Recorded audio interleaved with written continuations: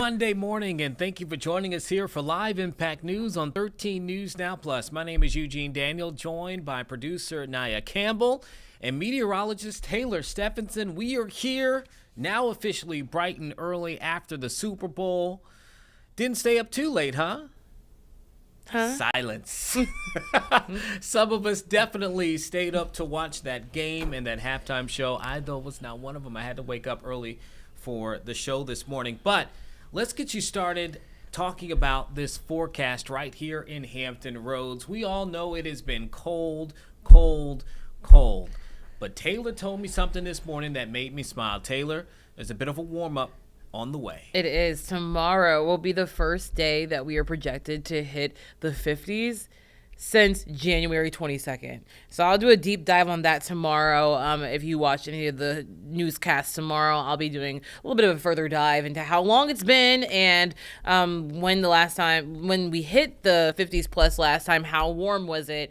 And what to expect for, the upcoming days. Now, for today, cold and sunny. I am tracking some of those cold temperatures to go ahead and continue into today, but we're going to be back in the 50s tomorrow with temperatures falling throughout the work week with increasing rain chances. Right now, high pressure is in control, but it's a cold high pressure system, lots of sunshine, but it's going to stabilize our temperatures. So the cold air we had for the weekend kind of sticking around for today, just not as chilly. Temperatures right now in the mid 20s, feeling more like the teens and low 20s. We get into our cold weather advisory that just expired at 10 a.m., so that's good news.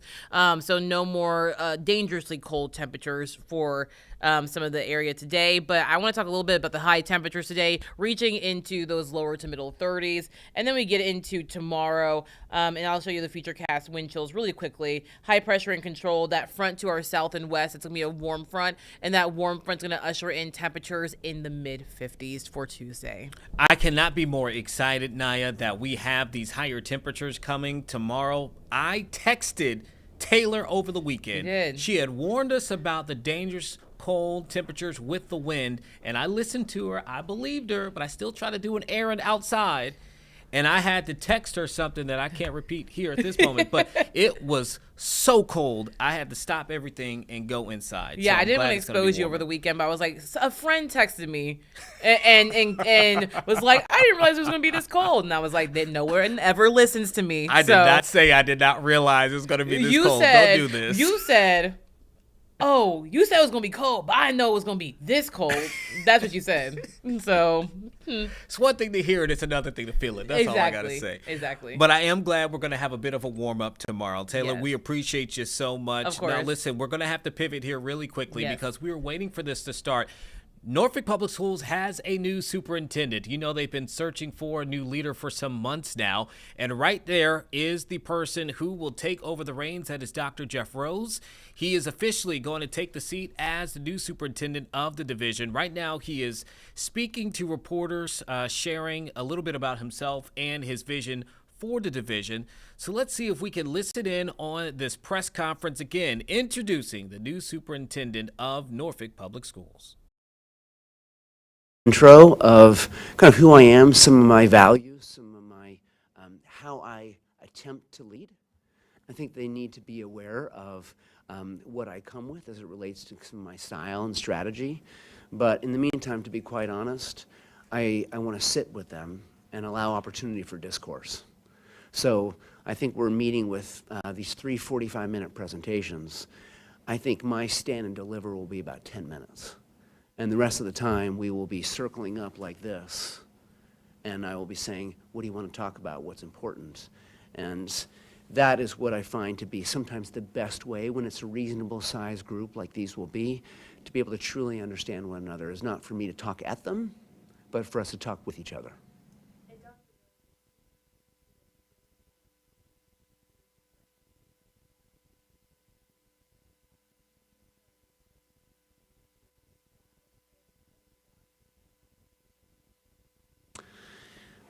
That's always this question of leadership style, right? I will tell you this, that there are several things you'll probably people can learn to expect from me, is every leader will say that they're collaborative.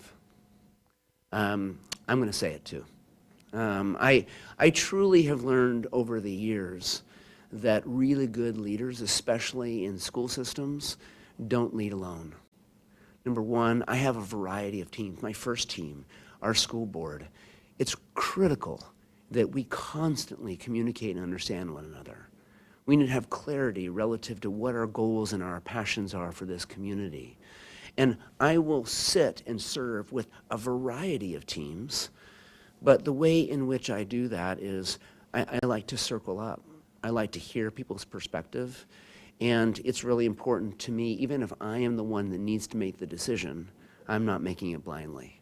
I need to understand the perspective and the nuance and the rhythm of this place before I can make wise decisions or even wise recommendations.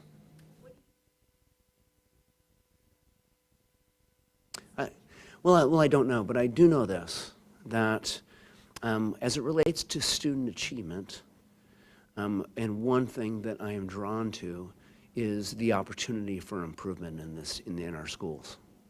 I think that there is a fit. I think that there is a match. It is something that I'm passionate about. I think with the right systems and structures and support, students can do incredible things. I think it's our job to be their visionaries, and I believe students can sometimes learn much more than we sometimes assume, and if we use past achievement as a determination for what students can accomplish in the future, I think that we're missing the mark.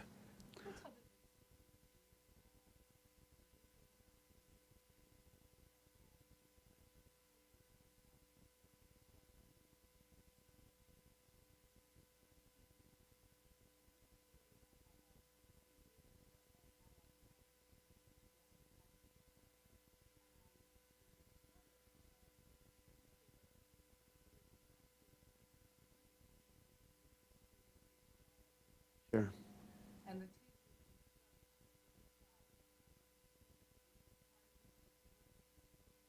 Sure.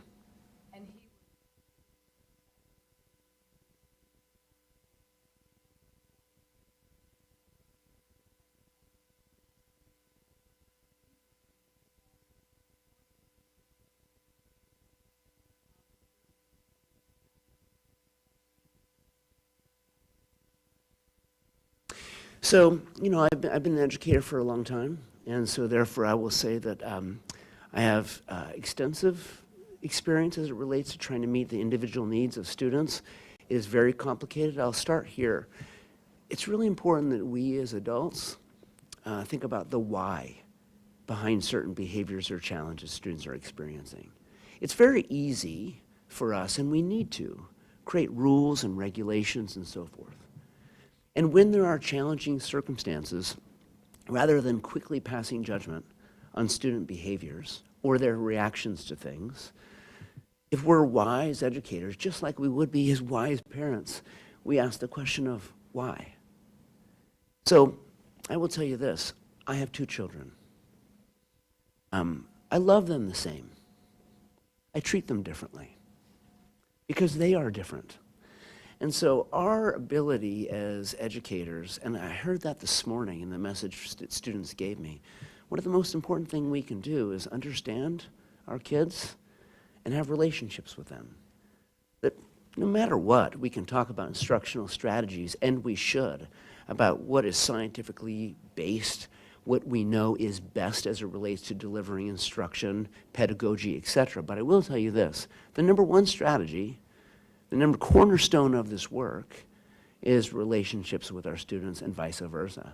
All of our students need to feel safe, and they need to feel as though they have an adult or multiple that they can turn to when they don't feel safe or they have needs that they need to have met. Dr. Rose, and maybe this your answer you just gave kind of answers this too, but Norfolk is such a diverse city, both racially, but also in income. Every different neighborhood has something different going on, and each high school and each community is so different. What, in your experience, do you think will help you guide a district that is so different from one edge of the city to another? Well, probably number one, I will always say this, I have a lot to learn about the nuance of this tapestry you described. But I will tell you that that is a draw for me. My past experiences in districts that I've worked in systems and schools, they've been diverse ones, and I see that as a tremendous strength. Some describe sometimes diversity, and I think that this is a shame as a challenge. So up there on that slide, right, it's at Norfolk Public Schools, and then underneath it, right, it talks about pride in diversity. And I think that is a gift. I don't think we learn at our utmost when we are sitting next to people that we're very similar from. We learn when we are with people that are different from us.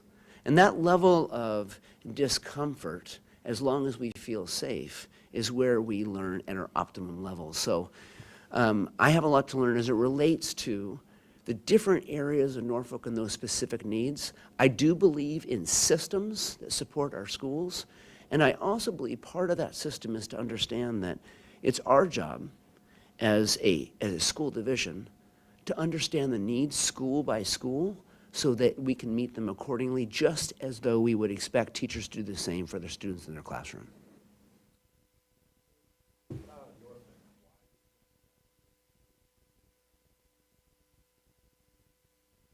Well, we've actually been dancing around that question. So, number one, about 2 years ago, a little less than 2 years ago, after stepping out of the superintendency in Fulton County, started leading ed, and then when that was acquired to Cognia, I found myself and our division supporting superintendents all around the country. And I thought, as soon as that contract ends, I need to go do this work again. If I think back to my past experiences where I feel I can bring a value, but most importantly, when I feel needed, is when I'm leading in that particular way. And so when I finished at Cognia, I've been scanning for some time to find places that I think aligned to things I'm passionate about. We've mentioned one, diversity. It's really, really important to me. The place that I want to lead and serve is a place that is diverse, and by the way, is proud of it. I also don't necessarily, when I scan for districts, and right, as you said, there are 15,000+ of them across the country, I also don't look for something that I think is going to be comfortable. That's not my intent. I look for a place where I feel leadership is needed and there is potential. I think there is extreme potential in this place, and I want to do my best with others to tap into what that can look like in the future. That being the case, what do you see as being the Well, you know, and by the way, this is not just a Norfolk issue. School districts are very complicated places. I actually think it's probably one of the most complicated, if we consider this as we align it to, say, a business infrastructure, we may be one of the most complex. If you think about it, number one, we have the complexity of adults trying to raise other people. That's messy in itself, right? Two, we run transportation and food service, real estate. I mean, it goes on and on and on, and our expectations as it relates to what we're accountable for, it's not just one thing, but it's many things. I don't know a business that has as many financial, as many structural audits as school districts do. I mean, we are constantly being evaluated. Now, that complexity, I think, calls for really, really strong leadership, but what that means is you can pretty much throw a dart and you're going to hit a target as it relates to things that can improve. And so when I look at the system here, there's more that I don't know compared to what I do. But what I do know is there's incredible opportunity for improvement here that will trickle down and make an impact on the lives of students. And it's that potential and those opportunities that are abound that draw me to a place like this. And by the way, the fact that we are this city district, I see a lot of beauty in that. I have worked in systems that have served beyond, say, the city, counties, and there's nothing wrong with that. But There's something very intriguing to me when you can say, this is us. This is our city. And every student that is within our city, they are our responsibility. And I find that to be extremely empowering. And something I just want to be part of. I am, yes. I have 2 children, and I'm a fairly recent empty nester. And that's not going well. It's really, really hard for us. I have a daughter who just graduated college, and she now has her first professional position. She is down in Florida. She graduated from University of Georgia, and my son is a sophomore in college, and he's up in Connecticut. He attends school and plays lacrosse for his college.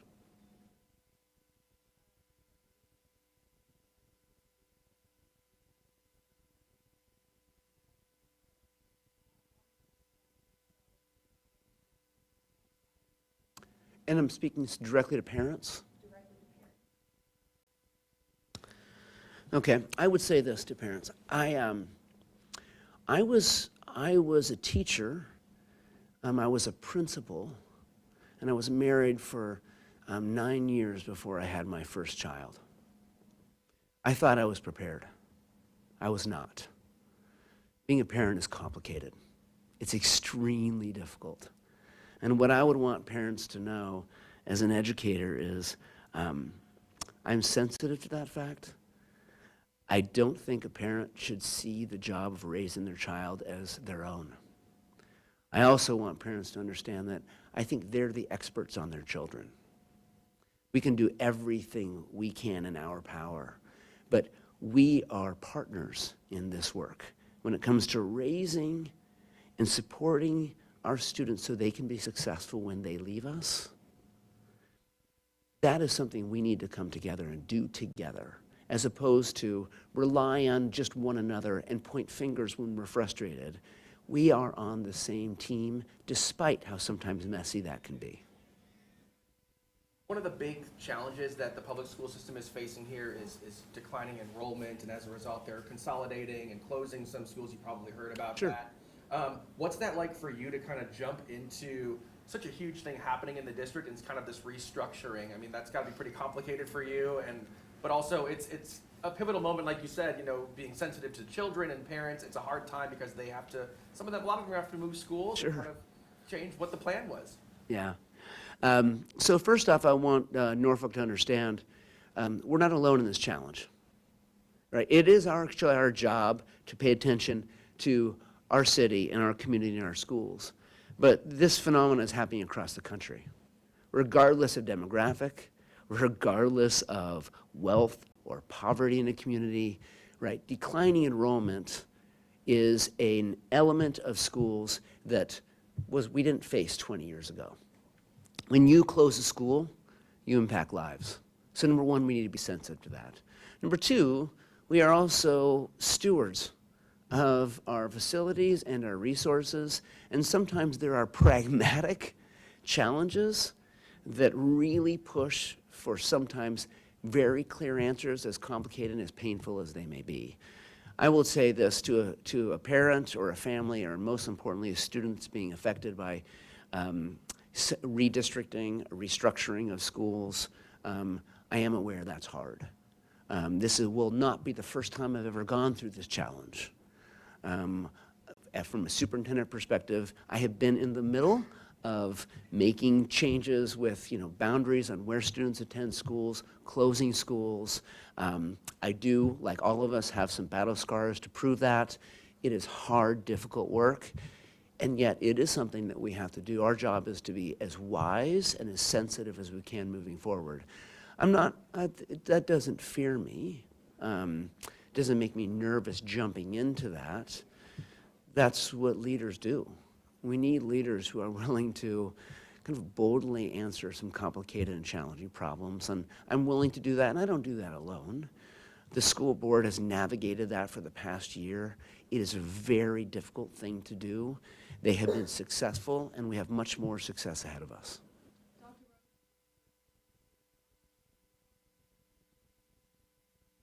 Sure. I would tell teachers this. that we know for a fact, this is not an opinion, that when it comes to the impact on what makes the biggest impact as it relates to a student's success while they're in school, is the teacher. The teacher is the number one determiner as it relates to the experience students have. I also know that teachers can't do their work well unless they feel supported, they feel needed, and most importantly, they feel valued. And so it will be my job to do everything I can over time to demonstrate to teachers, as a leader, as a future teacher, past teacher myself, that their work is important. And our job is to create a structure and a system, and more importantly, a culture, well, they feel part of. Of course, they have an amazing need to serve the students in their classroom, but they also need to feel as though they are part of their school, of this division, of this community, and the movement and improvement moving forward. We don't do this without them. And they don't do that without leaders shoulder to shoulder doing this work.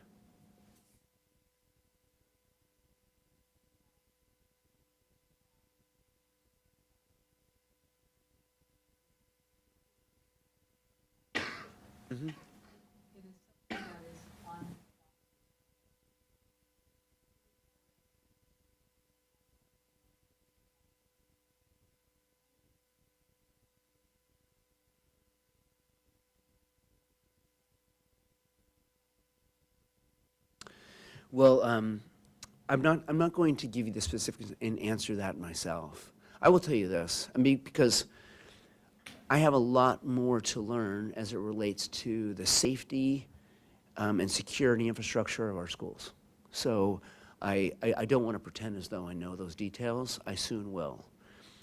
What we do know is that for our teachers and our students, most importantly, to feel safe in schools is critical. And sadly, I will say that that is different now than it was 10 years ago, than it was 20 years ago. And so the kind of precautions and safety infrastructure that schools need to have, in fact, I would say this, that when a school district can say and can very clearly prove the expectations that they have, not just for student behavior, but also for adult behavior when there is such a tragedy, that is really, really important. And that doesn't come without training. It does not come with infrastructure. And it does not come without specific ways to respond when there is an emergency. And you're right, what occurred a few years ago, very close to us, not just was tragic, but it was a new kind of tragedy, right? We hadn't experienced something like that. And I do know that Norfolk and other districts have been learning since then, and likely will continue to have an unfolding learning opportunity ahead as it relates to what we're going to do to create safety in our schools. And I will be able to answer that more specifically as it relates to what we are currently doing, but most importantly, what we need to do in the future to ensure, as best we can, incidents like that don't happen in our schools.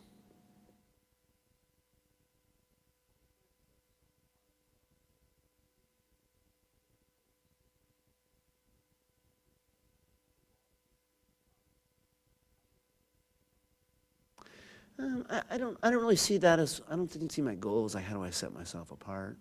Number one, I don't know the past leaders. I don't have a relationship with, the past board members, with the past, so I don't know. I can tell you this, that my intent here, whether this sets me apart or not, is to become part of this community, is to learn to understand this community, and is to think and act boldly with other leaders, shoulder to shoulder on behalf of students. I said before, I think there's a lot of room for improvement, and there is. And so what I want to do as a leader is I want to be part of that trajectory. I want to boldly and also with others ensure that the future of Norfolk is different than its past for the better.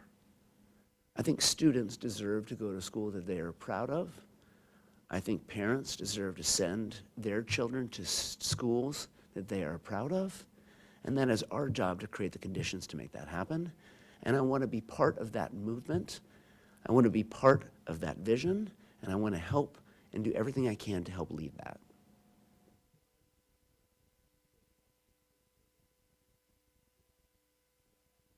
Sure. Well, a leader, so sometimes when a leader is focused on themselves standing out, then it becomes about themselves, right? And so that's not my job, right? There's only one superintendent, but I will tell you, in fact, students were asking about an hour ago, were curious and making an assumption that, a superintendent makes all these tremendous and huge decisions. They make some decisions. A superintendent does make some decisions. They make a lot of suggestions, right? They sometimes lead with and through others. And so that is what a quality leader does, is not to focus on how they're going to stand out. The question is, how is Norfolk going to stand out? What are our schools going to do? How are we going to look differently a year, 2, 5 years from now? And that trajectory of continuous improvement is what I want to be part of. And if that is different than the past, great. But that is not about me standing out. That's about a movement here in this community.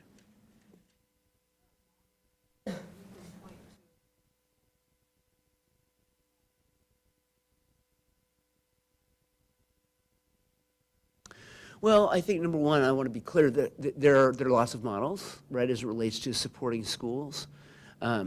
So much will depend on our next strategic plan. So, and that was another calling card for me coming here, is knowing that that is an opportunity for us. That's an opportunity for our board to say, this is what our schools want to be known for. A really strategic plan is one that cleanly articulates, this is where we're going. And then the plan or the infrastructure and the system of support for schools is aligned to that. It needs to be clear, it needs to be elegant, and I think that that work, number one, needs to put our schools on the same page, knowing that we are part of a division. We are a school division. We are not a division of schools, and there's a difference. And it's my job as a superintendent to make recommendations as it relates to creating a system of support accordingly. Our schools that are most impacted, that are struggling more than others, number one, they should have the same North Star. Why would I change? Why would we change the North Star of expectations for students based upon issues of diversity or poverty? I think that that actually is immoral. Our job is to believe students, regardless of circumstance, can do incredible things, to create a clear North Star for our district, and then to create a very articulated plan related to the needs school by school. Those plans have demonstrated the most success. And speaking from experience.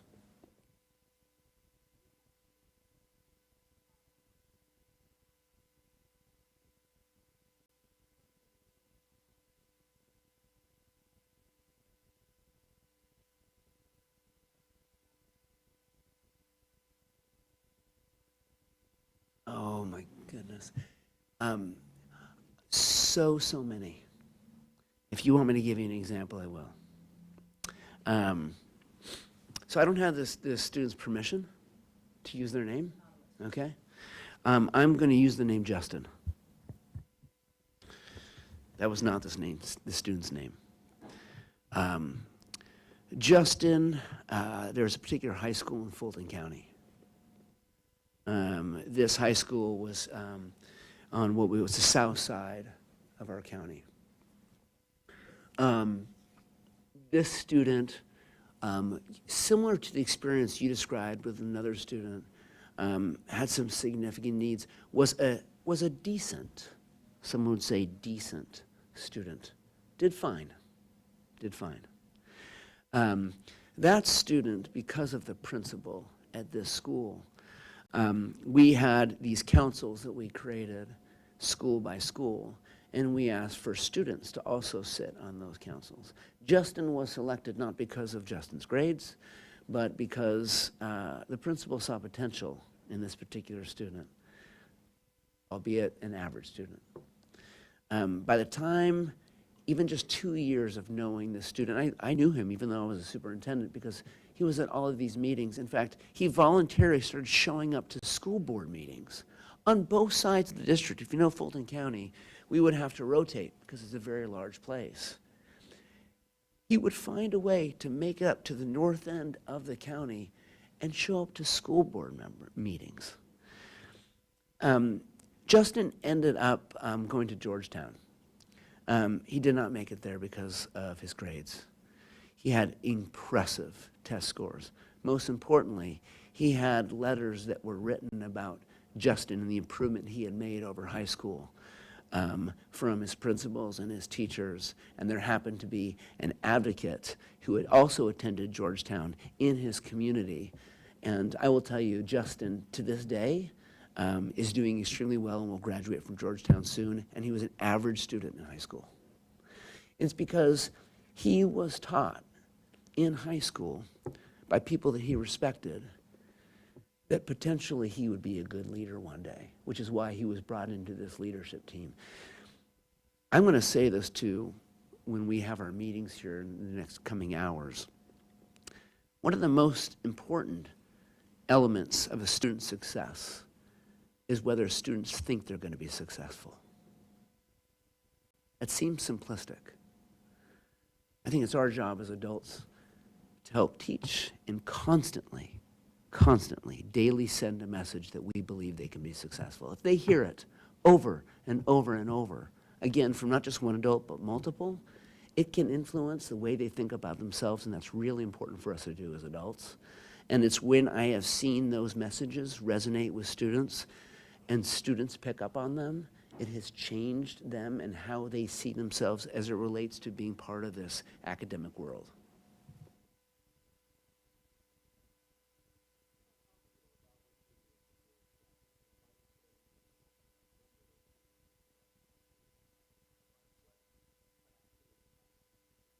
Yeah, right.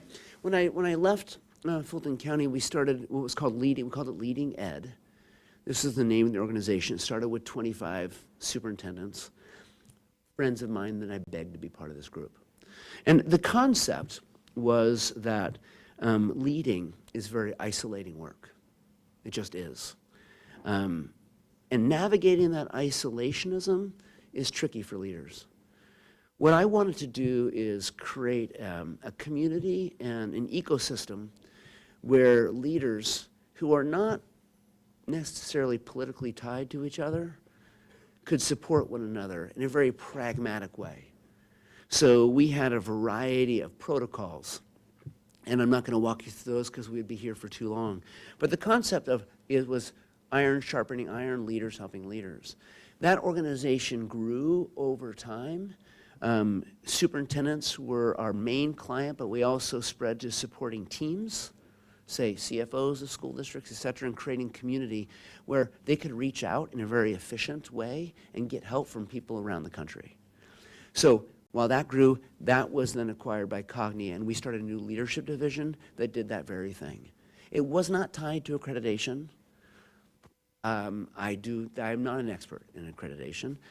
My division was helping leaders come up with pragmatic ways to navigate some of the gray and isolating issues they face.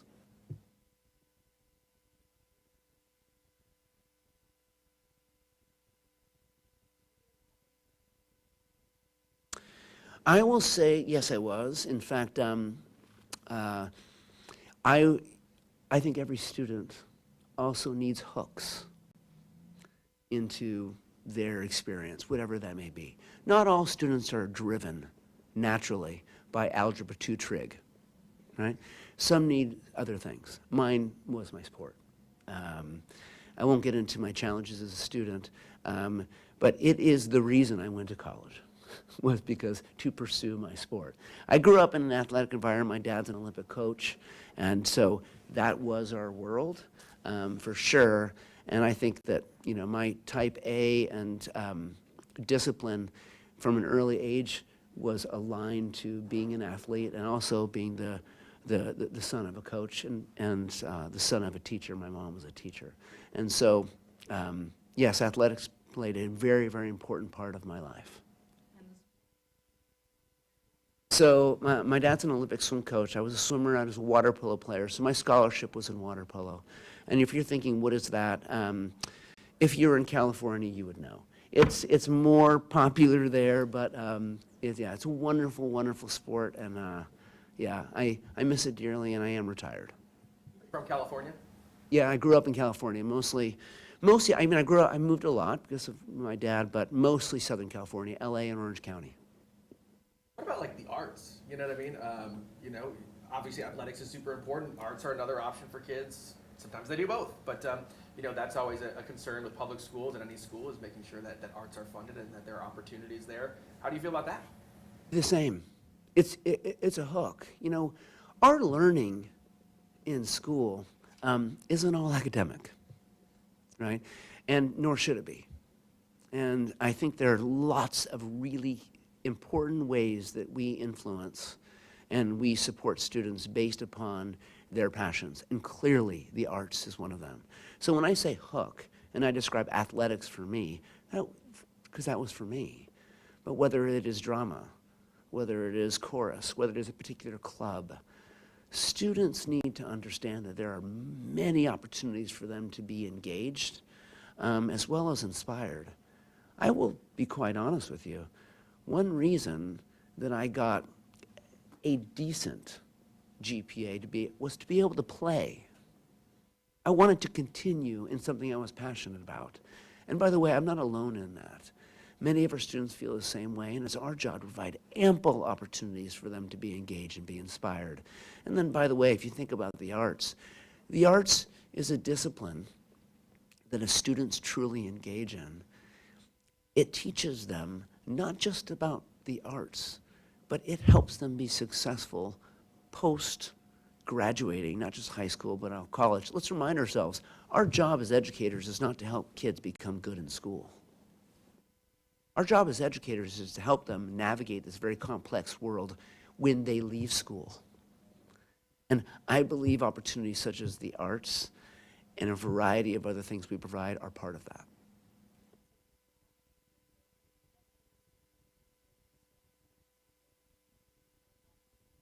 I'm going to be moving.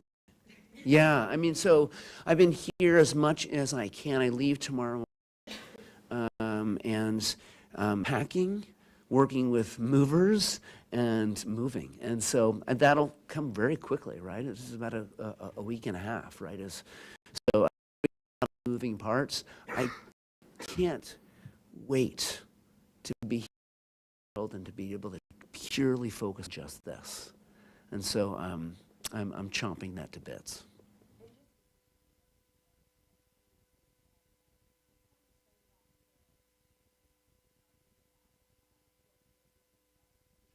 Sure. Yeah, so today we're meeting with our colleagues in this building, right? Kind of by floors in this very room. And my job there is, of course, I'll do a brief intro. I'll walk them through about 3 or 4 slides.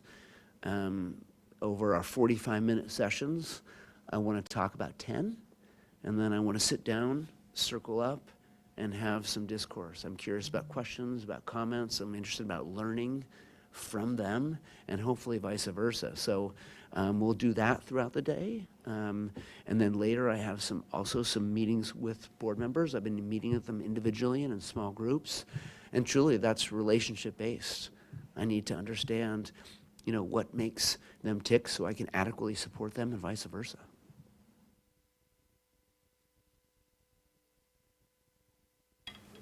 Okay, thanks. Appreciate it. And there you have it. That is the new superintendent of Norfolk Public Schools. You got to hear his philosophy on education, a little bit about his background. He's been a superintendent for 3 different school divisions across the country, including in Fulton County, which is not far from where I grew up. And Taylor also, who's in the studio still with us. Taylor, don't think it's. I think you're closer to where he was. You're much closer. County, that's You're- the neighboring county. Right, and he was a superintendent there until 2019, and since then he has been leading an organization called Cognia, which supports educators across the country. So now he is going to bring his talents here to Norfolk, the city of Norfolk, and you hear there kind of why he's in this business, what he hopes to accomplish from a philosophical standpoint, and Norfolk Public Schools hopes that he is certainly able to take them into this next stage of the division, which, again, remember, right now there's a lot of things happening within Norfolk Public Schools, particularly with the consolidation and changes of local schools within the division. So we wanted to let you listen firsthand and be introduced to Dr. Jeff Rose, the new superintendent of Norfolk Public Schools. But right now we want to switch gears because actually we're going to take a quick break. I just forgot about that. Give us about 2 minutes and we'll be right back with more Live Impact News.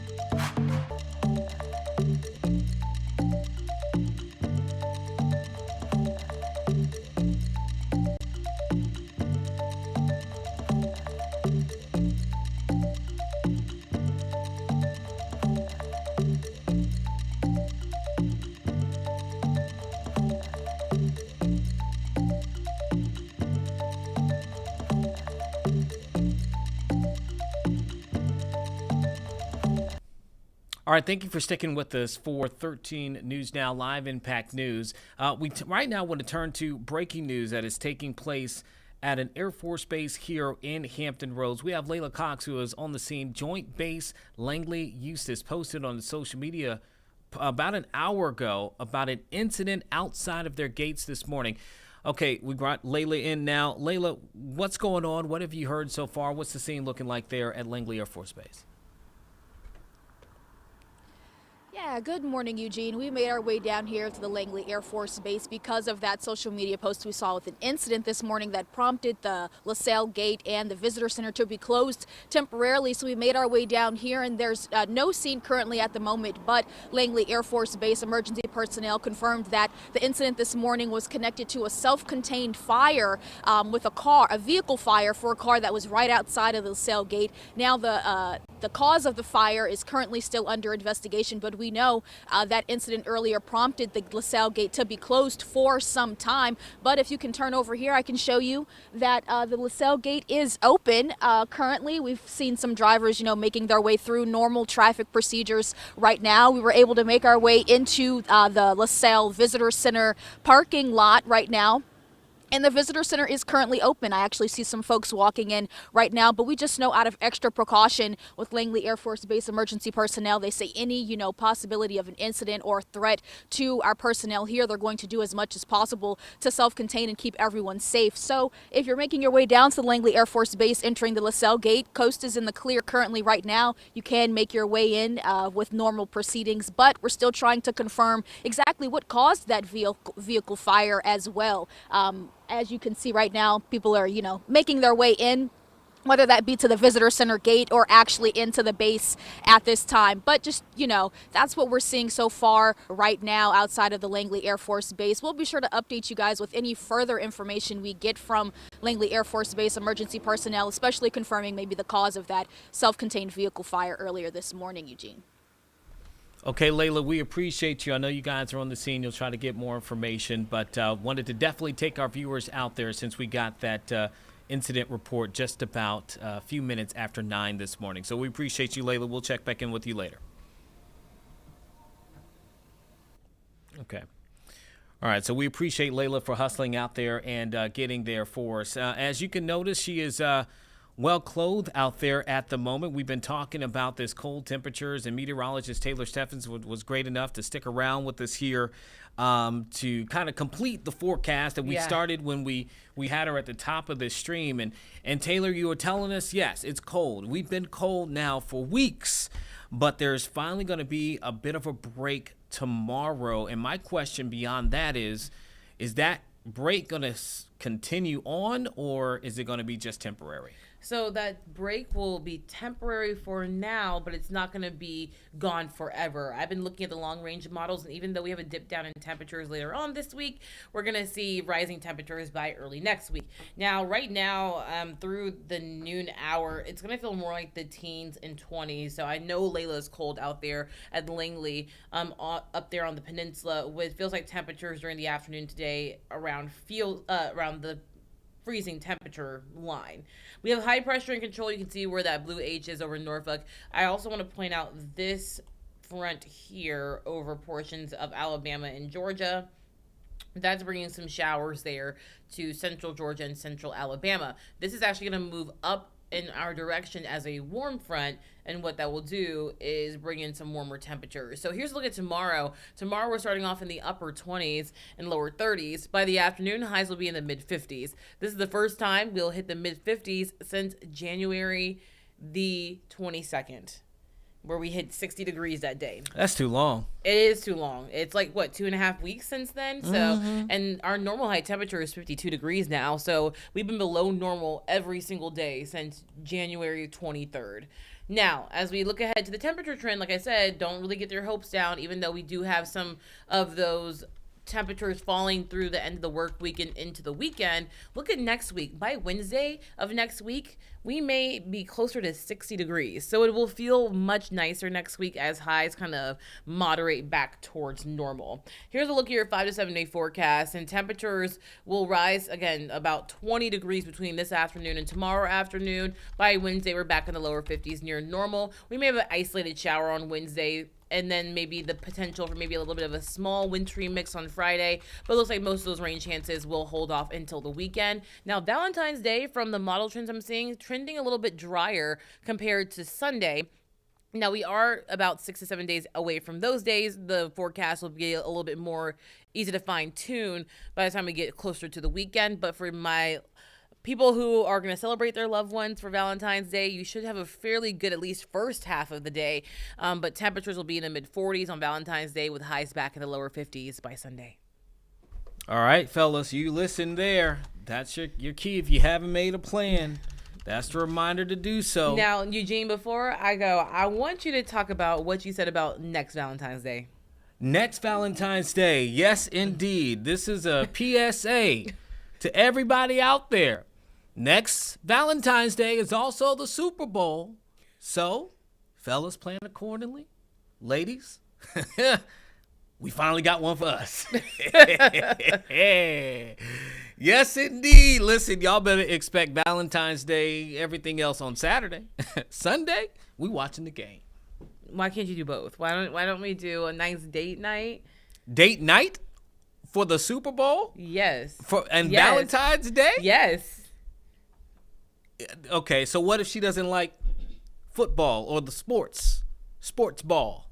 Well, why don't you take her to a place that she would like that's also like a nice restaurant? where On you can- Super Bowl Sunday?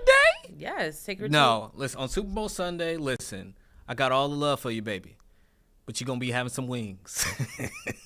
I don't know. For Gonna me, be some wings on for Valentine's me, as an Day Atlanta next girl, year. wings are not a threat. I love me some exactly. wings. Who can say no to that? Honey I hot might lemon put pepper. I might specifically. put the wings in a heart shape. I mean, with the dip in you between. know that Chick-fil-A also has like the heart, the box and nuggets. There So you it's go. not a bad idea. There you go. You're not on the wrong track. There you go. All right, now, if I go to Chick-fil-A for Valentine's Day, I'm going to be a little upset. Well, Chick-fil-A you're not will be on Sunday, so Chick-fil-A's will be Um, closed. Yeah. We Yeah. at the crib. We at somebody's crib. We at a Super Bowl party, so you won't even have to be. No, you can't. Chick-fil-A. No. The date night cannot be at the party. Valentine's Day. That Listen, cannot happen. Expect least a- me to plan No. something least a romantic for you breakfast. on Super Bowl Sunday is crazy. a Crazy. breakfast? You can't even do a breakfast. Yeah, like a nice brunch or go Yeah. worship. And then Church in the morning. Listen, church is in the morning. The game is after that. But There you you go, can't do time. anything in between. Take Saturday. Brunch. What happened to brunch? Saturday. That's a lot. Saturday. We doing everything on That's not the Friday same. and Saturday. That's not the same. Friday and Saturday. It's all you. Matter of fact, we have a double Valentine's Day weekend. Just Sunday is gonna be the Super Bowl. I want to also say that Eugene did not say what he said earlier today. He said that it's going to be roles reversed next year because it's what I on the said, Super we got Bowl. He one. said men are going to be treated by the women next year. That's what he said. Listen, if you want to make an ultimate impression on your man or person, if they love sports in general, flip the roles on Super Bowl Sunday. What would you suggest? What's a good Valentine? If you usually do the planning and you know they love sports, or they usually do the planning and you know they love sports, just take it off their plate this year. You say, I got a great idea. We're going to watch the game. Great. Valentine's Day Saw for 2027. You're welcome. Go ahead and plan accordingly. Mark it on your calendars.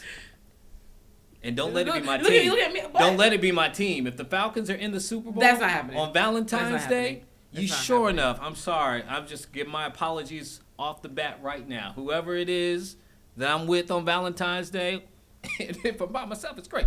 But 2027, you forget that. Let's just say the Falcons are probably. When's the last time the Falcons been in the Super Bowl? We don't need to talk about it. It was 2016, 2017, but it was a bad day. We don't have to talk about that. It was no a bad day. It It was a bad day for Atlanta history. Yeah, but it was a bad day. the likelihood of the Falcons being in the Super Bowl is slim to none. Hey man, never say never. Never say never. I didn't say never, But it is slim- if slim. anybody questions what I decide to do on Super Bowl Sunday of next year, I can come back. Thank you for asking me, because I can come back to this. Yeah, like I said, he wants the roles reversed, and that's okay. I'm not about gender norms. I get it. But Valentine's Day, all right. Hey, blame the NFL. Don't blame me. All right. Speaking of coming back, Taylor, we appreciate you. We are course. going to take another break here, and we'll be back after a few minutes.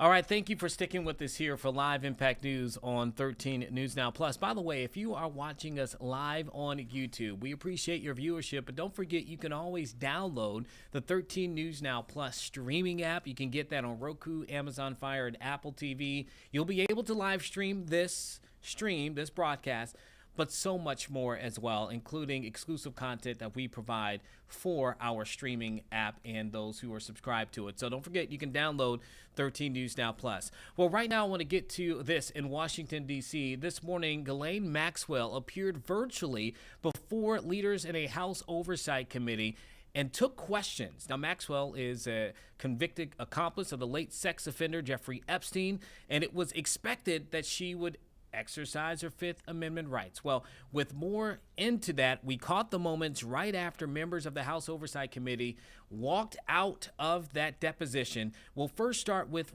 Republican members of the committee, including Chairman James Comer. I think that Britain's royal family has questions to answer to your committee. Well, we would love to hear, from anyone. Obviously, I can't subpoena in foreign countries, or I would have done that in the Biden investigation. But do you have anything to add, Andy? I'll just add one thing that the attorney for Ms. Maxwell said that she has no indication and would say that neither Presidents Trump or Clinton are culpable for any wrongdoing, and that's one thing they said in his opening statement to us today. Was Ghislaine Maxwell put under pressure to stay silent? Was Ghislaine Maxwell put under pressure to stay silent today? Well, I have no idea. Is that your suspicion? How would I have no idea. I mean, she was given an opportunity. We would have brought her in months ago, but she's indicated she was going to plead the Fifth, and unfortunately, she had an opportunity today to answer questions that every American has, questions that would be very important in this investigation, and she chose to invoke her Fifth Amendment rights. Mr. Chairman, clarify what her lawyer said about President Trump and Clinton, and do you think that there's anything more to do with Ghislaine Maxwell now that she pled the Fifth? Correct me if I'm wrong. Just to be clear, what her attorney said, Maxwell didn't say. Her attorney said that she would answer questions if she were granted clemency by the President Trump, and that she went on to say about Clinton and but he went on to expand that.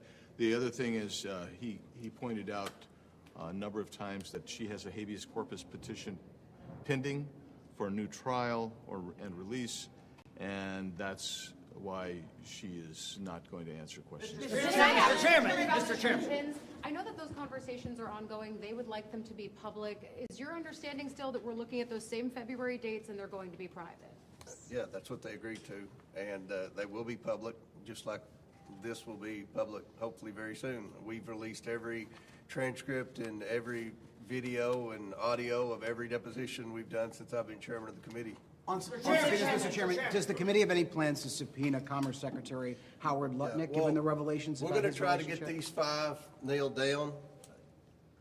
We've got a lot of very important people we're trying to bring in to answer questions. We don't want to do anything to jeopardize the 5 that we have on the book. So we'll see what happens here, and we'll move forward. Do you have concerns? We're interested in talking to anyone that might have any information that would help us get justice for the survivors. Yes. Mr. Chairman, thank you. On the disagreement with the Clintons about closed-door videotape testimony versus public hearing, are you concerned that this will be enough to restart contempt proceedings, or do you think you'll come to a resolution?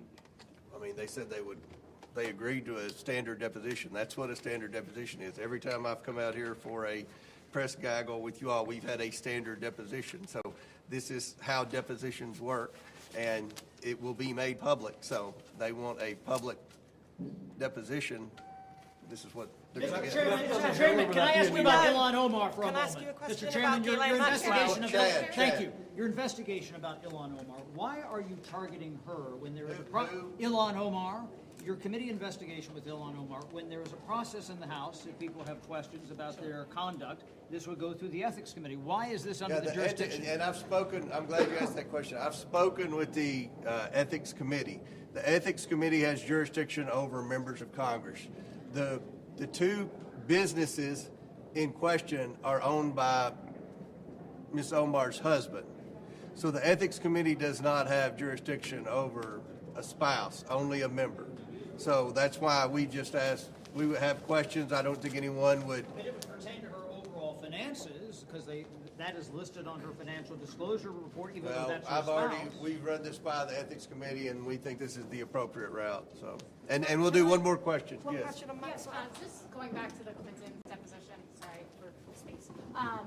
I understand that you're going to release the transcripts, you'll release the video. Of course. Why is there reticence to just have it be public, since the Clintons, look, they are not your typical people being deposed? When you say public, what do you mean? I mean, it's going to be the video, and we'll release it. The public will see every second of the deposition. That's. But not I at think the they're time trying that to it muddy happens. What's that? But not at the time that it happened. So what's the reticence? What, a few seconds later? I mean, I think the Clintons are trying to muddy the waters and create a false narrative, like, oh, depositions behind closed doors. That deposition was behind closed doors, but you had at least 10 members of Congress in there, and you'll have the video, I hope, very soon. Ghislaine Maxwell? Yes. Go ahead. All right. Ghislaine Maxwell, we know from the Epstein files, didn't tell the truth. She got moved to an open prison. Now she's asking for clemency to speak at all. Was it a mistake to move her to that prison? Should she be moved back? I don't know the rationale for moving her from one prison to the other, but look, initially she had asked that the Oversight Committee grant immunity, and when we met with the survivors of Epstein, it was pretty clear, according to the survivors, and you know, we had 20-some members in that meeting, that Maxwell was a very bad person, and she committed a lot of crimes.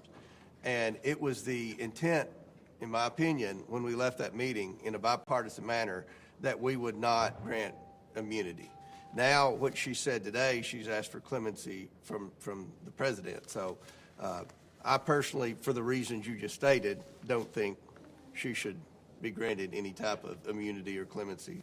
But we'll obviously, you know, as more documents are read and understood, then we'll go from there. But I'll close with this. And I think it's great that the Department of Justice is letting members of Congress come in and look at all the unredacted versions of the documents.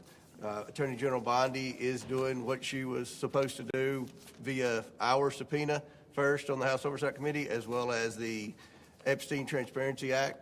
So I think we're finally going to get some answers, and hopefully at the end of the day we can do what our objective is in this hearing, provide justice for the survivors. So thank you all very much. Some interesting things that we hear there from Comer, obviously giving a little bit insight into what they took away from this deposition of Ghislaine Maxwell inside of that. But we also heard about the Clintons, who have agreed to also appear before the House Oversight Committee there and to answer questions. The Clintons, though, say that they want a live hearing, something that people can watch as it's happening. Although you hear there from Comer said it will be made public moments after it takes place. So that's kind of what you're hearing, the tension from him saying about public versus live. Of course, this comes as they're doing a sweeping investigation into Jeffrey Epstein and anyone that they believe may have information that could say how wide of a situation this may have been in terms of those who are in authority, in leadership, etc. Okay, we're going to have more from today's deposition, including from the Democratic side, but I wanted to quickly go live out to California, Santa Clara, where we just saw NFL Commissioner Roger Goodell speak. This is the day after the Super Bowl, and this is the handoff ceremony to the next location that will be hosting next year's Super Bowl. We just said is going to be on Valentine's Day.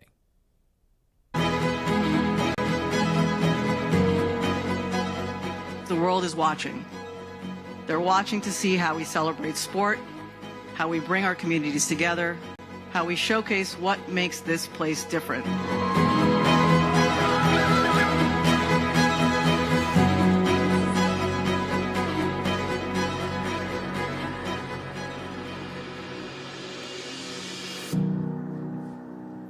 ahead, give yourselves a hand. Well done. take a moment to thank the incredible leadership in this room. Where did they go? They moved on me. Jen and Al, you guys have been absolutely incredible. Your vision and commitment to the 49ers organization and just to this region is the backbone of everything that we experienced. I think maybe you don't see the team that's putting this on and you hear about the Bay Area Host Committee. They are the team. They are the team.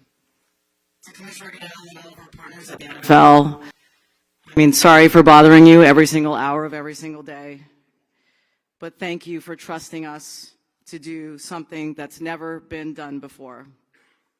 Lieutenant Governor Kounalakis, the support from the state from start to finish made all the difference, and Commissioner Goodell was right. The public sector has been amazing.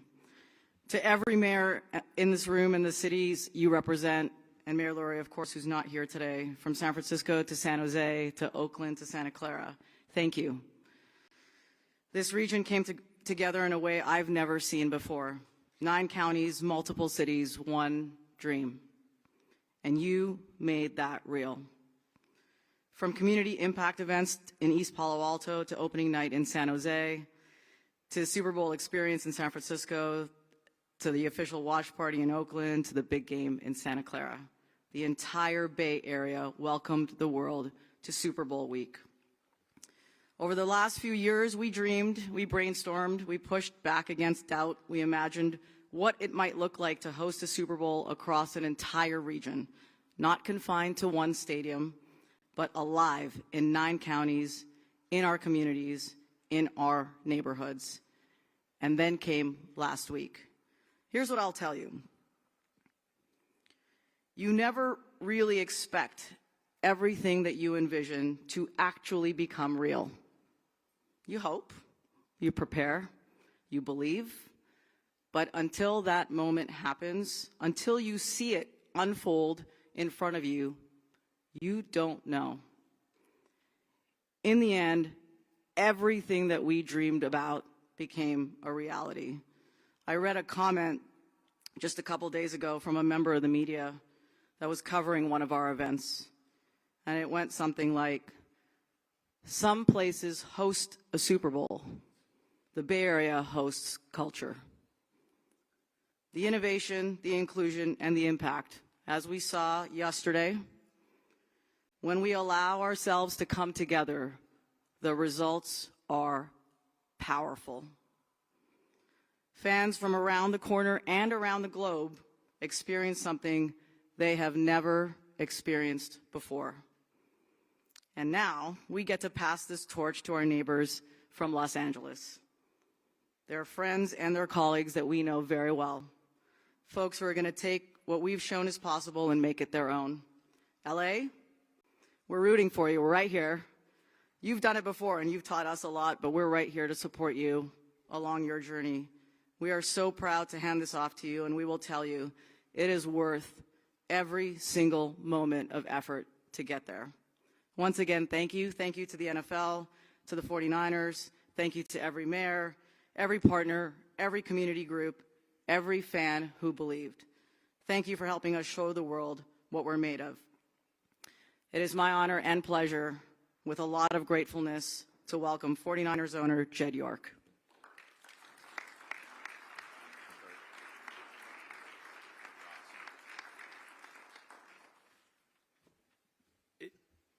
It's surreal to see everybody here, everything come together. Z hit it, the commissioner hit it. We've done about $500 million of economic impact in the Bay Area this week, over 100,000 room nights, countless events in the communities. We've donated close to $10 million back into the community just this week.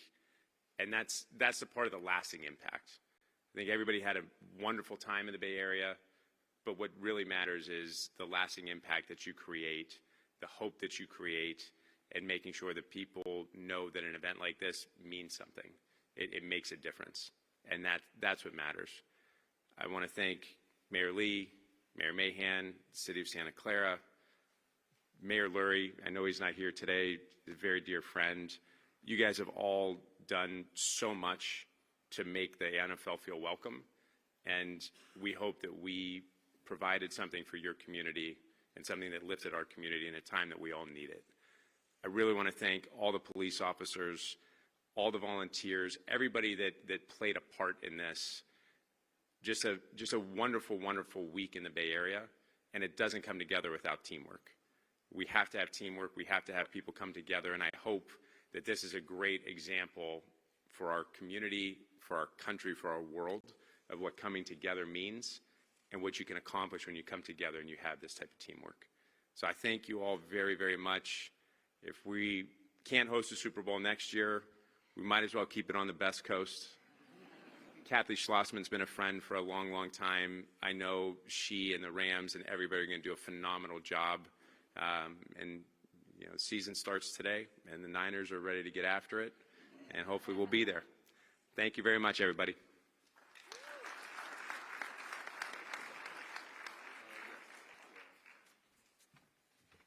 Thank you so much for that introduction. I'm Eleni Kounalakis. I'm the Lieutenant Governor of California, and on behalf of the people of the state of California, it is a great honor to be here. I want to start by congratulating the Seahawks on a great game. That may be the only time I ever congratulate the Seahawks as a Niners fan, so I'd like to start there. And I'd also like to recognize that we also have the mayor of Oakland here, Barbara Lee, a great city of Oakland with a lot of sports fans. So it's wonderful to see you here, Madam Mayor. We decided that it isn't the only time in 60 years that two cities in one state have had the Super Bowl consecutively, but it is a very, very rare thing. So I'd like to just recognize the NFL and Roger Goodell for what we consider to be really historic. The idea that the 60th Super Bowl would be right up here in the Bay Area, and now we're going to see this basically 500-mile long pass down to Los Angeles for the next Super Bowl. And in California, you know, we know that there's a lot of misinformation out there about our state, but what we know is that there is a reason why we have two back-to-back Super Bowls. In addition to a Super Bowl in 2022, in addition to FIFA World Cup games coming this summer, and an Olympics in 2028. Because California has the people, the cities, the sports teams, the sports fans, the incredible infrastructure, the hotels, and the ability to continue to invest in all these things as the fourth largest economy in the world if we were a country. So I want to thank the NFL for... Okay, there you have it. There's a handoff. You kind of heard her speak to it the first time in the 60 years of the NFL that the Super Bowl will be in the same state consecutively, and that is because it's going to go from Santa Clara up there in the San Francisco side of things down to the LA side of things next year. We kind of talked about jokingly but seriously that next year's Super Bowl is going to be on Valentine's Day, February 14, 2027. Super Bowl 61, it will be in Los Angeles at the home of the LA Chargers and also the LA Rams. So that is where the game will be next year. So staying in California, then the following year, it will be in Atlanta, and come March, we should know the official location for the 2020, I believe, 9 Super Bowl. So big time for those who are in California. They don't have to travel too far, about 6 hours to go from one to the other. But, you know, a lot of talk this morning about the game and also the halftime performance, Bad Bunny putting on for Puerto Rico and the Americas, and quite a performance. Now, I said I wasn't going to put you on the spot. I just got to ask, man, what'd you think about Mr. Bunny? I loved it. I loved the imagery. I loved the music, everything. It was put together very well. I thought so, too. I loved how he gave the Grammy to the little version of him, and all the little intricacies, like the people who were the actual bushes and trees. They were having fun. They were. I saw like them prepping and getting on the field. Yes. I've never wanted to be a bush so bad. I too would sign up for that job. Right? Best seat in the house. And I remember we had reported weeks, maybe months ago, that they were looking for people with specific like height requirements and weight, whatever. And I asked, like, what is this about? And then it made sense. Like, you can't have a 5'5" Bush next to a 6'10" Bush. You know, they need to be around the same height. So that's what that was about. But really, like you said, the imagery, the messaging, even if you couldn't understand what he was saying, because it was in Spanish, which also broke so many barriers in that, the imagery that took place throughout it of unity and inclusion and all of that was pretty phenomenal. Just wanted to get your take on it real quick, Naya. But with that, let's take another quick break. And on the other side of this, we're going to go to a trial, a hearing that's taking place right now that is looking at popular social media company Meta and the impacts it could potentially have on children. That'll be right on the other side of this break.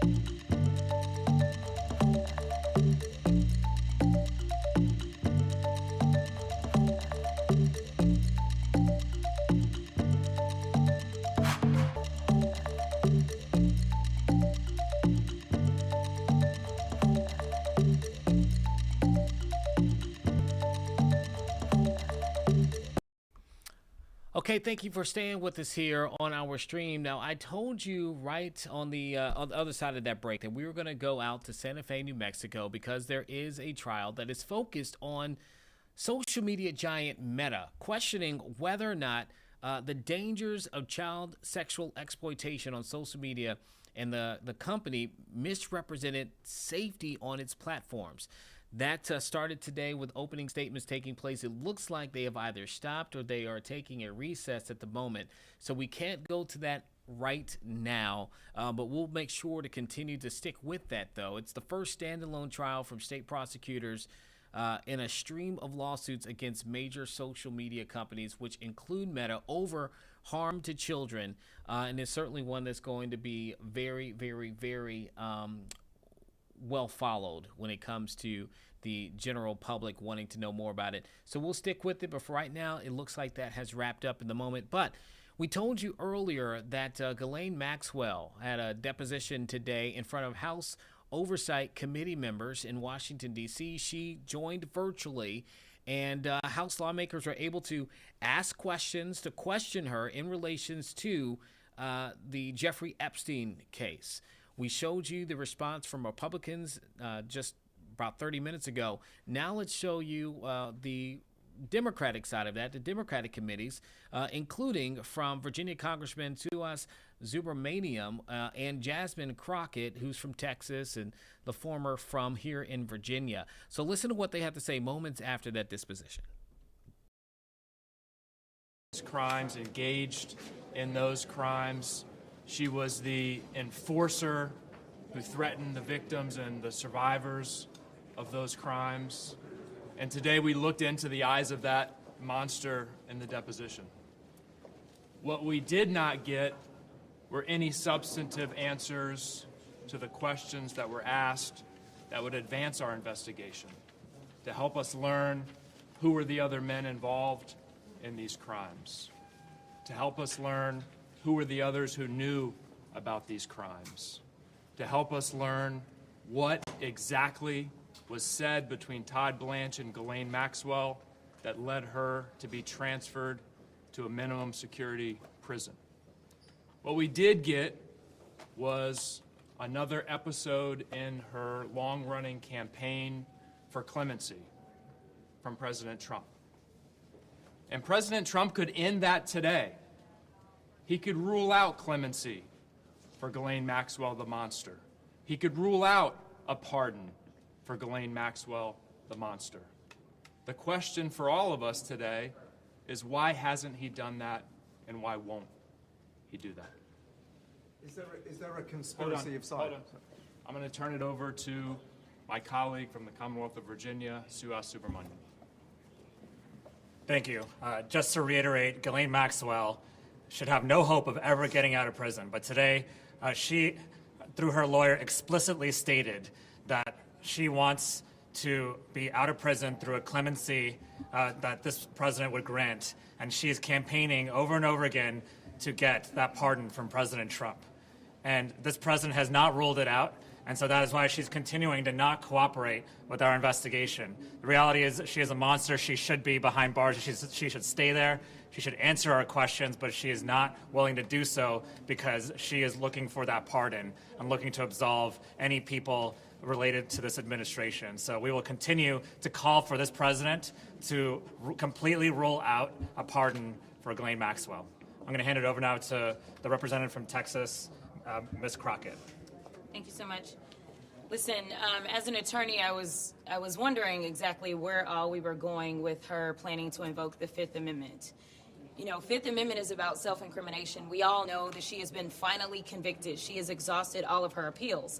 But they've decided to file a writ of habeas corpus. In my opinion, they have filed this writ of habeas corpus just to use it as an excuse to not answer more questions because, again, we know that she's a monster. We know that a jury was able to listen to all of the evidence and find that she should be found guilty. And even Donald Trump's Supreme Court, which that is saying a lot, even his Supreme Court has decided to affirm every single thing that took place on the trial level. So the fact that this woman is continuing to invoke the Fifth Amendment tells us exactly what my colleagues have already stated. She is a monster. She does not care. She has no remorse. She is not seeking to bring about some kind of closure for these women.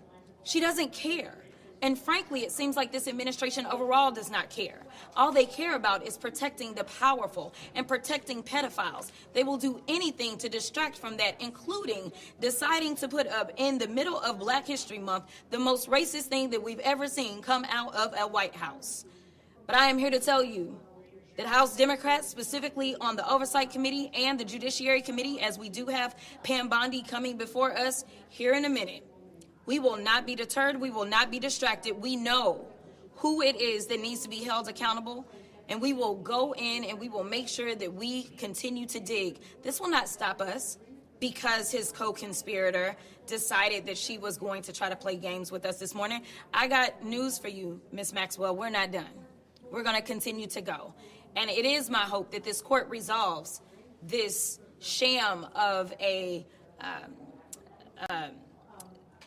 I don't even know what to call it, this scam of a maneuver that she has filed in court. That is what we will call it. We hope that that is resolved quickly and we can bring her on back since we're not physically moving her. She's still in her cushy jail cell down in Texas. We will bring her back so that she can answer questions and hopefully finally start to answer questions truthfully. And now I'm going to pass it over to my good friend out of New Mexico, Ms. Stansbury. All right, well, good morning, everyone. It is Monday, February 9th. We are just walking out of the deposition with Ghislaine Maxwell after the House Oversight Committee has subpoenaed Ms. Maxwell to speak to the committee in our ongoing bipartisan investigation into the crimes of Jeffrey Epstein and to hold those accountable who have not yet been investigated and convicted of those crimes. As was evidenced this morning, Ghislaine Maxwell did not provide information to the committee and instead invoked her blanket Fifth Amendment rights. While we are not able to speak to the specifics of what was said within the deposition until the deposition record is made public, it is very clear that she used this opportunity to not only campaign for clemency as she has been doing, but also to send a direct message that she is hoping that people who were sitting in the deposition will transmit to the President of the United States, which is that her silence can be bought through clemency. It is very clear that that is the message that she is trying to send directly to Donald Trump himself. Directly. She is telling Donald Trump through her deposition that she is trying to buy her clemency. Now, she did state that she is taking and invoking her Fifth Amendment rights because of a pending habeas petition before the Southern District of New York. But let us be clear. Her case appeals have already gone to the United States Supreme Court and they have been denied. She is not being released from jail unless, of course, Donald Trump buys what she's selling. So we want to be clear that she is exactly where she's supposed to be in terms of her conviction, and she needs to go back to the prison where she belongs. Now, we have a lot of questions for Ms. Maxwell with regards to what actually happened in Epstein's affairs, who was directly involved in the sex trafficking, money laundering, and influence peddling scheme that she and Jeffrey Epstein were involved in, how Donald Trump was involved and whether or not he committed any crimes himself, as did his many associates who are named in the Department of Justice files.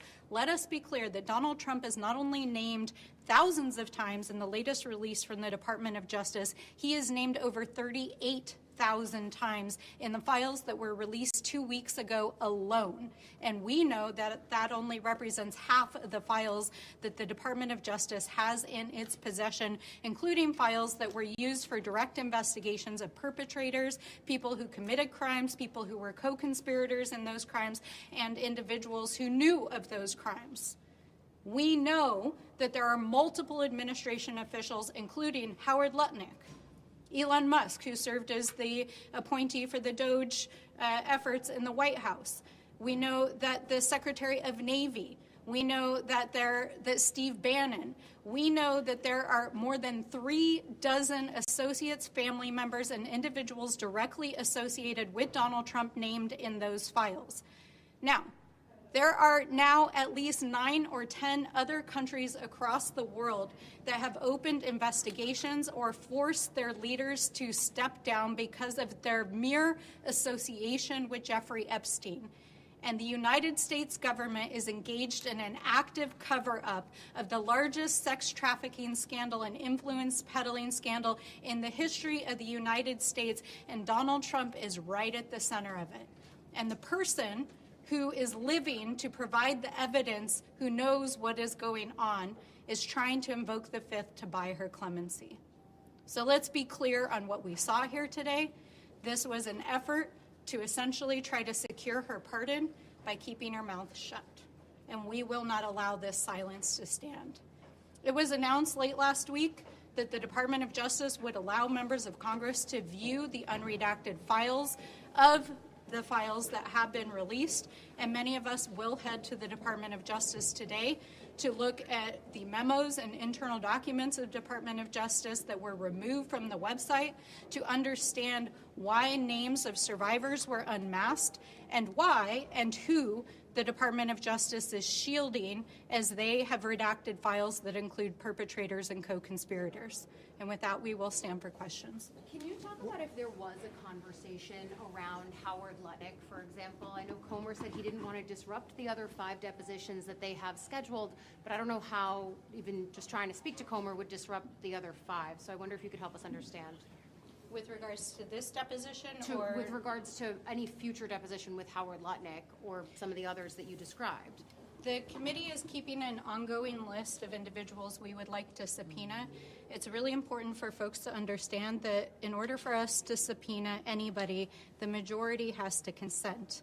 And so while we appreciate that there is bipartisan cooperation in this case, we have a whole list of individuals we would like to subpoena before the committee that they have not consented to. Of course, we would like to speak to Secretary Lutnick, and I personally believe that Mr. Lutnick needs to step down immediately. What is your message to survivors amid this sort of wall of silence that we've seen today from Ghislaine Maxwell? Our message to survivors is that we are here to bear witness, to fight for justice, and to fight for convictions. Yeah, I mean, we're standing with them. We have been in communication with those survivors that are really,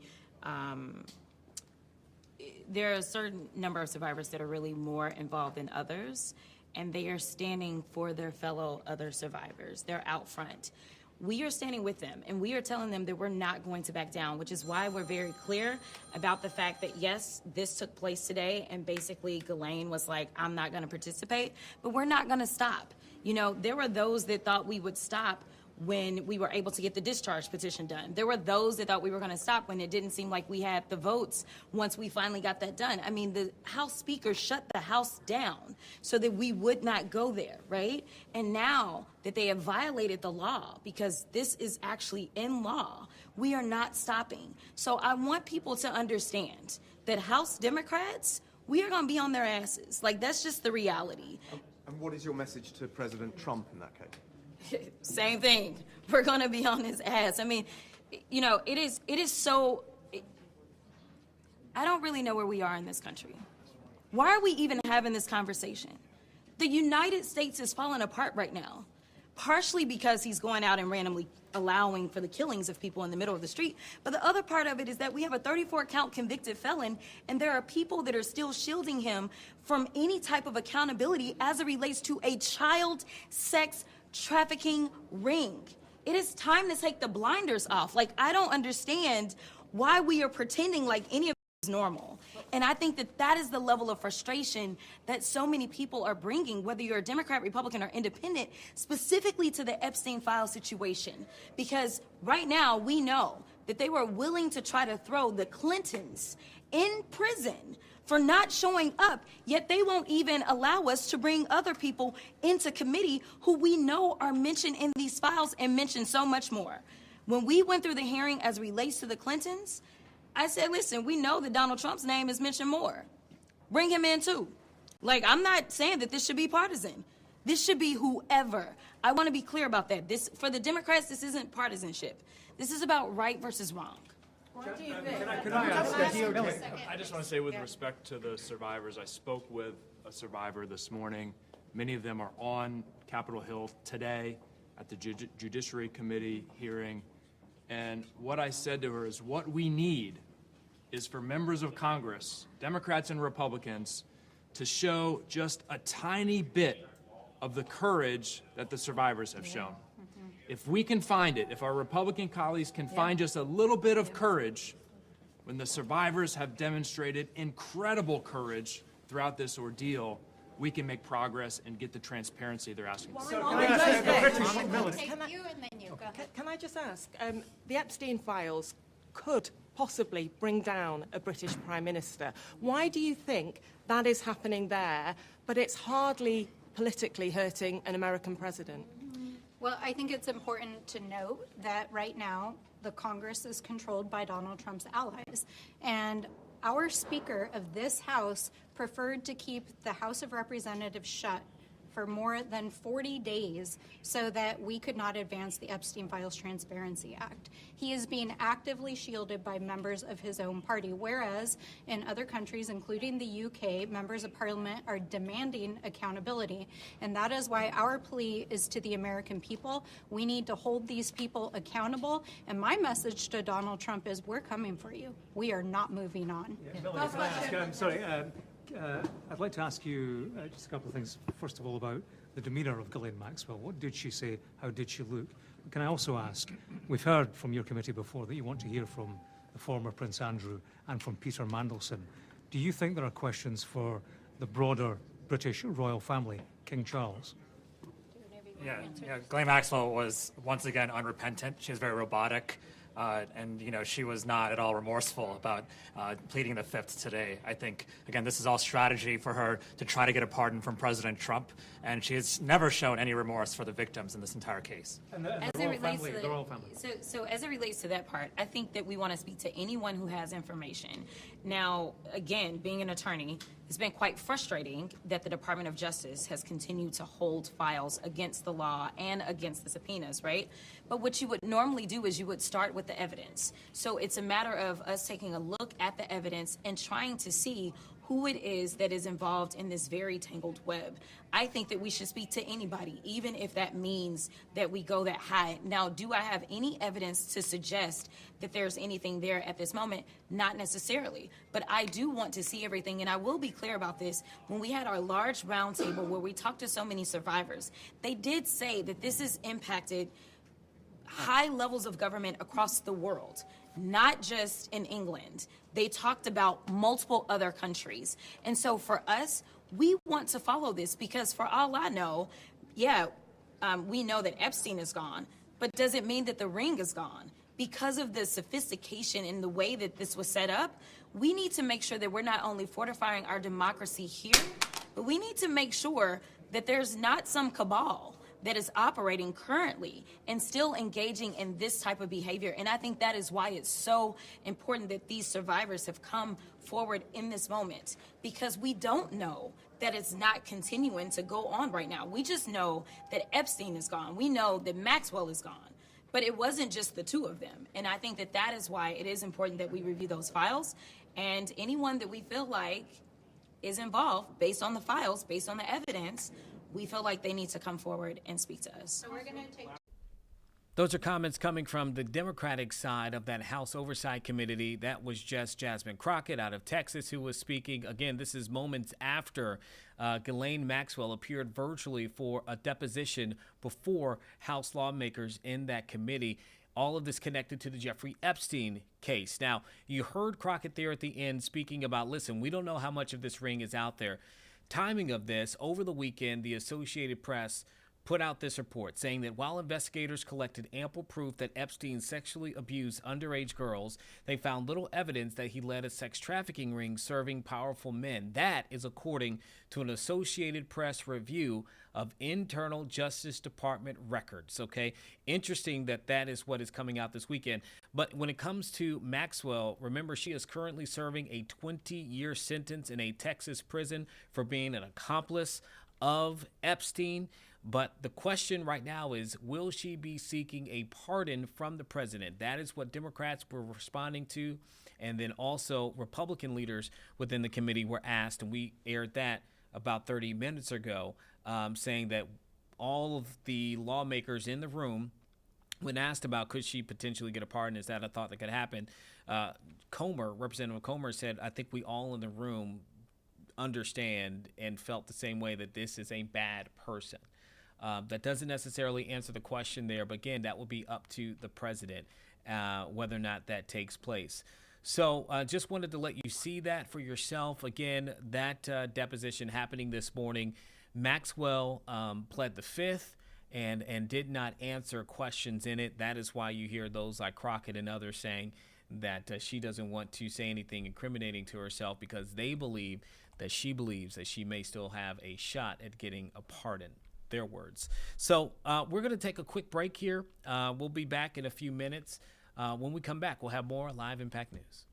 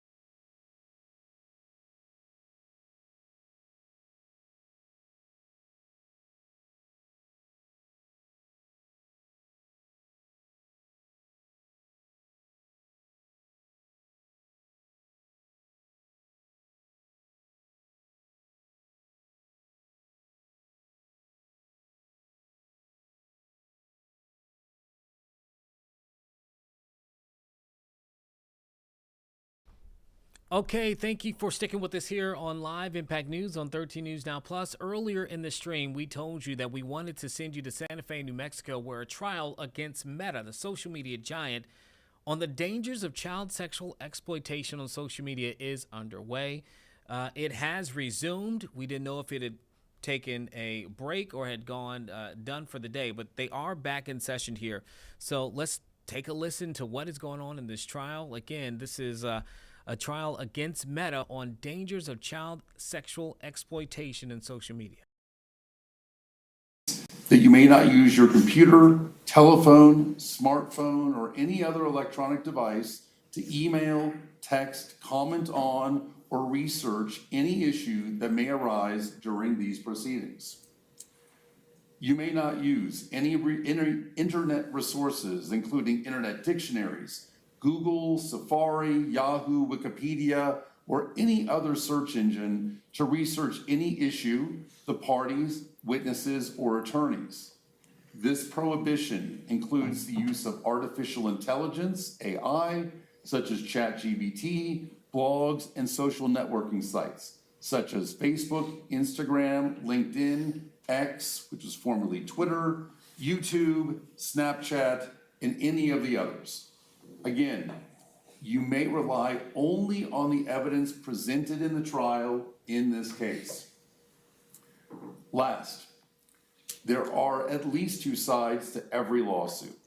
It is important that you keep an open mind and not decide any part of the case until the entire case has been completed and submitted to you.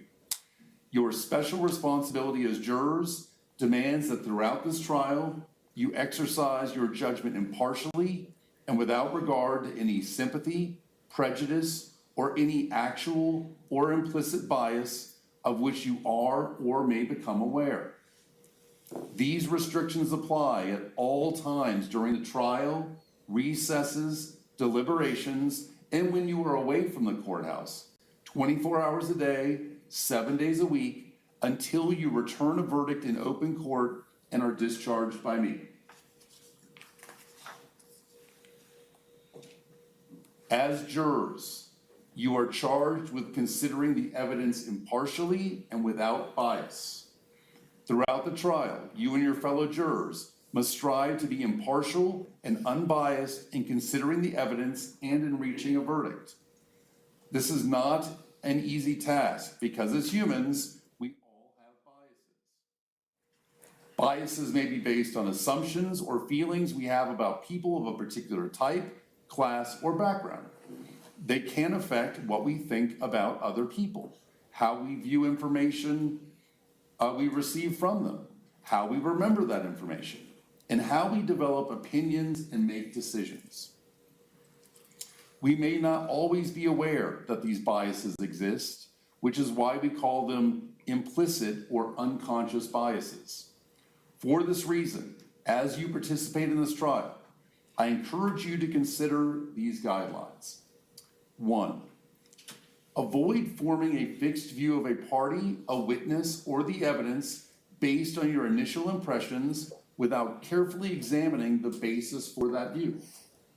2, ask yourself whether you would have a different view of a party or would find a witness to be more or less believable if they had certain characteristics.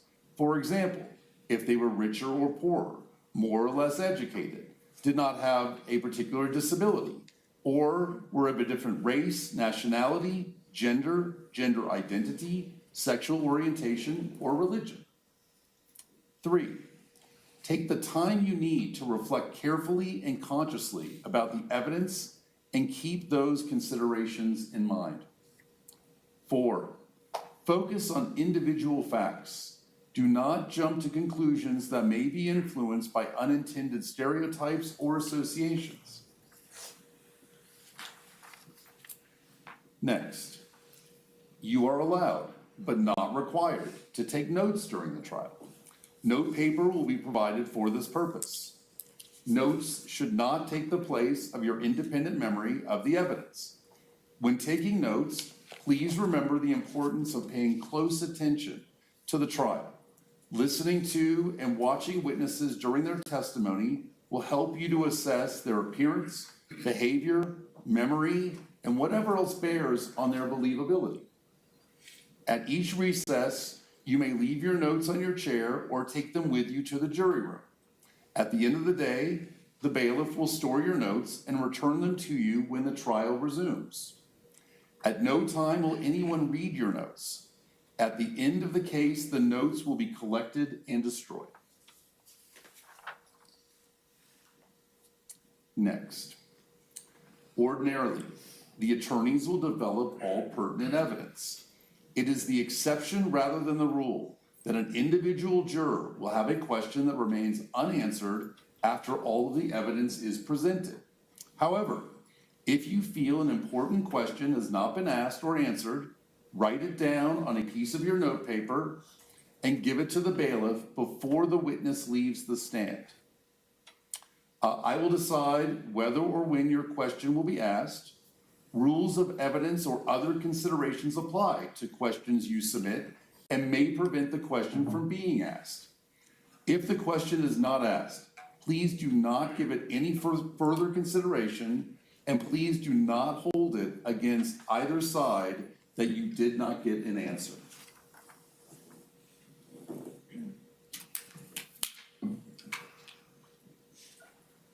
Excuse me. All right, next. It is my job to preside over the trial, decide and instruct on questions of law, and rule upon what evidence may be admitted for your consideration. No gesture, remark, or comment I make should influence your decision in this case. At times, I may ask questions of witnesses. If I do, such questions do not in any way indicate my opinion about the facts or indicate the weight I feel you should give to the testimony of the witness. Next. The defendant in this case is a corporation. The plaintiff in this case is the state. Both are entitled to the same fair and unprejudiced treatment as an individual, and you should decide the case with the same impartiality as you would use in deciding a case between individuals. Next. In deliberating on this case, it is your duty to consult with one another and to decide the case only after an impartial consideration of the evidence. In the course of your deliberations, do not hesitate to re-examine your own views and change your opinion if convinced it is wrong. But do not give up your honest conviction as to the weight or effect of evidence solely because of the opinion of your fellow jurors, or for the mere purpose of returning a verdict. Remember that you are not partisans, but judges of the facts. Your sole interest is to determine the truth from the evidence in the case. Next. The rule of exclusion of witnesses is in effect. This means that until excused as a witness by me, all witnesses will remain outside the courtroom except when testifying. They will wait in the areas directed by the bailiff unless other arrangements have been made with the attorney who has called them. The rule also forbids witnesses from telling anyone but the lawyers what they will testify about or what they have testified to. If witnesses do talk to the lawyers about their testimony, other witnesses and jurors should avoid being present or overhearing. The lawyers are directed to inform all witnesses of these rules and to remind them of their obligations. The parties and their lawyers should keep a careful lookout to prevent any potential witnesses from remaining in the courtroom if they enter by mistake. Next. During recess, do not discuss this case with anyone other than yourselves, and then only in the jury room when all of you are present. Do not attempt to decide the outcome of the case before you begin final deliberations. Please continue to wear the jurors' badges while in and around the courthouse. If someone other than a fellow juror happens to discuss the case in your presence, report that fact at once to a member of the staff. If you happen to see or hear any news accounts of the trial, please report that fact to a member of the staff. Next. When an exhibit is presented to you in open court, you should not discuss it with other jurors. You should not point out to another juror what matters that seem important to you. You should not whisper back and forth with other jurors about the exhibit. You will have an opportunity to discuss the exhibits in the jury room. And I'll take this opportunity to also let you know some of the evidence and exhibits that you'll see in this trial have redactions, so portions of language or images that are blocked off, so they're not visible, just so that you all know that's a result of court decisions and not the result of any decision by any counsel, so that you understand why those are blocked off that way. All right, next. A deposition is testimony taken under oath before trial and has been preserved in writing or by video. This testimony is entitled to the same consideration as any other testimony at this trial.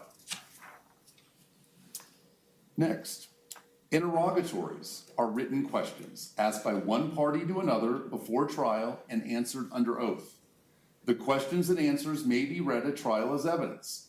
The answers read to you are entitled to the same consideration as any other testimony.